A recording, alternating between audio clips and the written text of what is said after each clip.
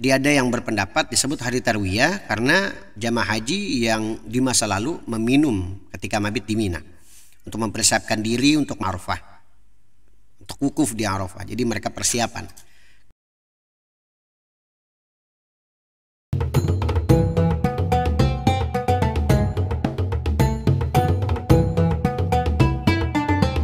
Bismillahirrahmanirrahim. Assalamualaikum warahmatullahi wabarakatuh.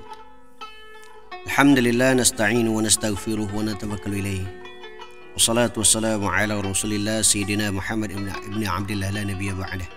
Amma ba'd. Rabbi shrah li sadri wa yassir li amri wahlul 'uqdatam min lisani yafqahu qawli. Ilahi rabbi anta maqsudi wa ridhaka matlubi a'tini mahabbatak wa ma'rifatak. Subhanaka la ilma lana illa ma 'allamtana innaka antal alimul hakim. Pada hari ini kita akan membahas tentang seputar Yaumut Tarwiyah atau hari Tarwiyah. Ada beberapa pendapat tentang hari Tarwiyah.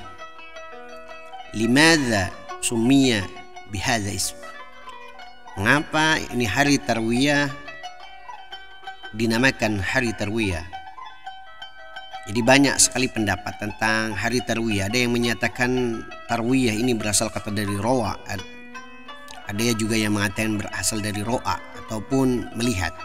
Mana pada tanggal 8 Zulhijjah Nabi Ibrahim alaihissalam melihat anaknya Nabi Ismail itu disembelih pada hari tanggal 8 bulan Zulhijjah.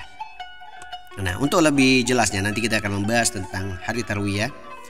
Adapun satu kaul yang berpendapat hari Tarwiyah ini berasal kata dari fi'al madhi yang berarti ro'a, ya, yang berarti berbekal air. Jadi hari Tarwiyah ini dimaknai adalah berbekal air. Jadi memang dalam sebuah pendapat banyak sekali tentang al-asyru al-awail fi syahri Dzulhijjah. Jadi 10 hari di bulan Dzulhijjah ini banyak sekali pembahasan fadail amal, banyak sekali, terutama ini di hari Tarwiyah ini. Salah satunya kita biasa puasa sunnah hari Tarwiyah. Nah, adapun pendapat pertama itu yang memberikan pendapat yaitu hari Tarwiyah berasal kata dari fi'il madhi yang berarti rawa, yang berarti berbekal air. Nah, dan dari hari Tarwiyah tersebut masyhur adalah hari ke-8 pada bulan Zulhijjah. Pada hari itu orang-orang yang sedang melaksanakan haji berangkat menuju Mina dan mereka menginap, ya, mabit. Dalam sebuah kitab Al-Inayah Syarhu Al-Hidayah, Imam Al-Babirti menjelaskan disebut hari Tarwiyah pada hari tersebut jamaah haji melihat air pada saat itu dan yang sebelumnya tidak pernah mereka temui. Nah, itu adalah salah satu sejarah pendapatnya. Jadi ada yang berpendapat disebut hari Tarwiyah karena jamaah haji yang di masa lalu meminum ketika mabit di Mina untuk mempersiapkan diri untuk menaiki Jabal Arafah, untuk wukuf di Arafah. Jadi mereka persiapan. Jadi karena pada masa itu sedikit sekali persediaan air dan menemukan air, jadi sejarah dinamakan hari Tarwiyah. Nah, lalu jamaah menyegarkan diri dengan meminum air tersebut yang biasa disebut irtiwa, dan meminum air untuk kebutuhan bekal untuk menuju Arafah. Jadi seperti itu karena dinamakan hari Tarwiyah. Wa inna ma summiya yaumut tarwiyah bidzalik li'anna Ibrahim alaihissalam ra'a lailatal tsamin kana qailan yaqulu lahu innallaha ya'muruka bidzabhi banak. Jadi dinamakan hari Tarwiyah. Pendapat yang kedua adalah ro'a. Ada yang menyatakan hari Tarwiyah itu ro'a, tapi banyak ya perdebatan ulama tentang makna hari Tarwiyah. Tapi di sini inna masum yaumut tarwiyah bidzalik.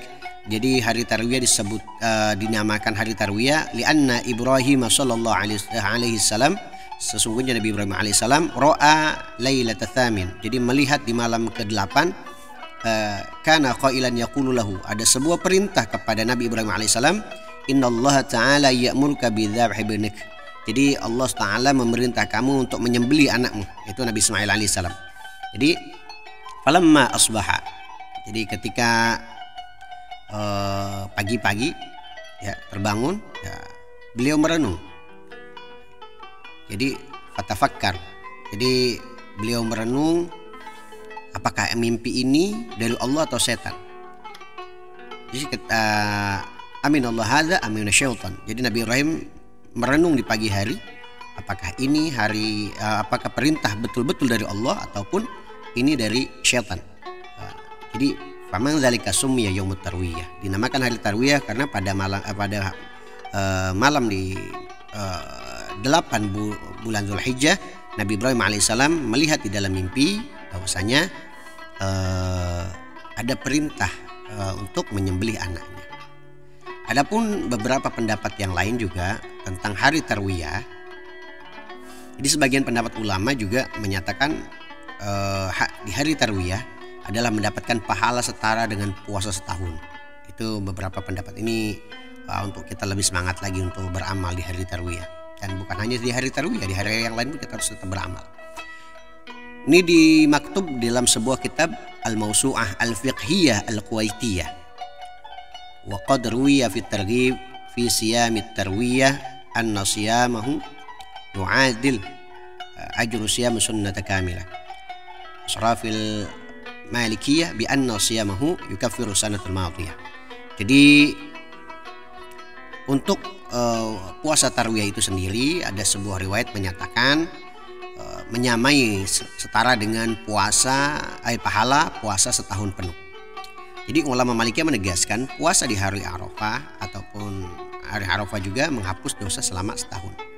Nah ini banyak sekali orang-orang ketika di hari tarwiyah menjalankan ibadah puasa dan menambah amal-amal di hari-hari tersebut.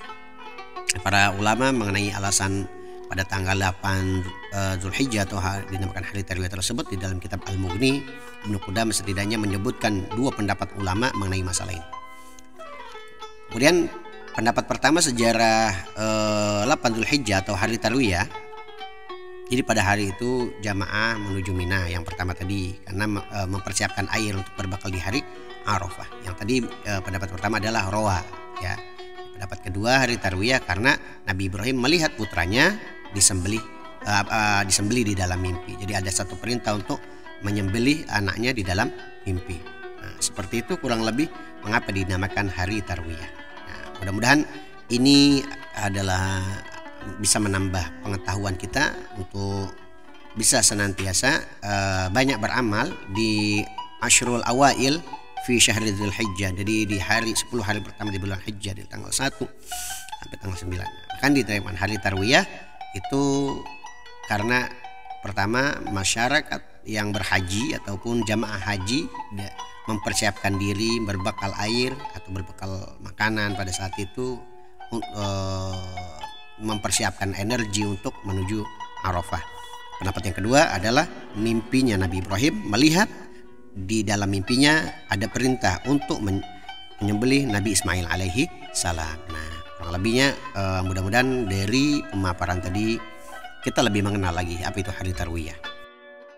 Untuk pendapat yang lain tentang hari tarwiyah adalah di sebuah keterangan dalam kitab Al-Mughni Ibnu Qudamah berkata, summiya bidzalika li'annahum kanu yatarawawuna minal ma' fihi ya'dunahu liyawmin Arafah. Jadi dinamakan hari tarwiyah karena mereka mempersiapkan hari untuk berbekal di hari Arafah.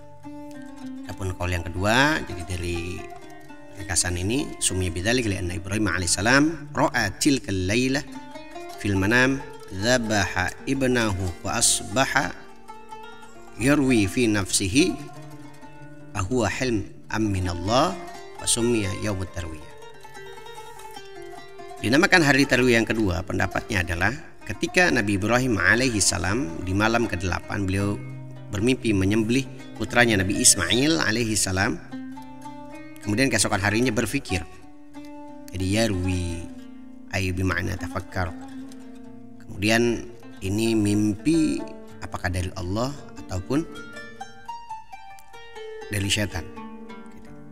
Nah, ternyata ini hari tarwiyah dinamakan hari merenung. Jadi pendapatnya ada yang pertama yarwi, ada pendapat yang bermakna ro'a ataupun melihat, ada juga yang pendapat yang lain adalah rowa. Di banyak sekali makna-makna hari tarwiyah. Tapi masyhur pendapat tadi biasanya kesepakatan dari para ulama. Yang pertama adalah rowa, kemudian rowa yang kedua itu bermakna tafakkar ataupun berpikir. Di hari ke-8 itu Nabi Ibrahim berpikir apakah ini mimpi dari Allah, perintah langsung dari Allah, ataupun mimpi yang dihalusinasi oleh syaitan. Maka untuk bab selanjutnya nanti kita akan bahas tentang apa itu hari Arafah. Maka jangan lupa subscribe, like, and share. Jangan lupa tombol loncengnya diaktifkan agar nanti video-video selanjutnya bisa mengetahui apa yang kita bahas nanti. Banyak sekali ilmu-ilmu yang akan kita share. Kalau lebihnya mohon maaf, mungkin apabila ada kata-kata salah dari pembahasan ini, karena saya juga masih belajar. Dan mungkin kalaupun ada yang punya dalil-dalil bisa share, kita saling berbagi ilmu di sini. Wassalamualaikum warahmatullahi wabarakatuh.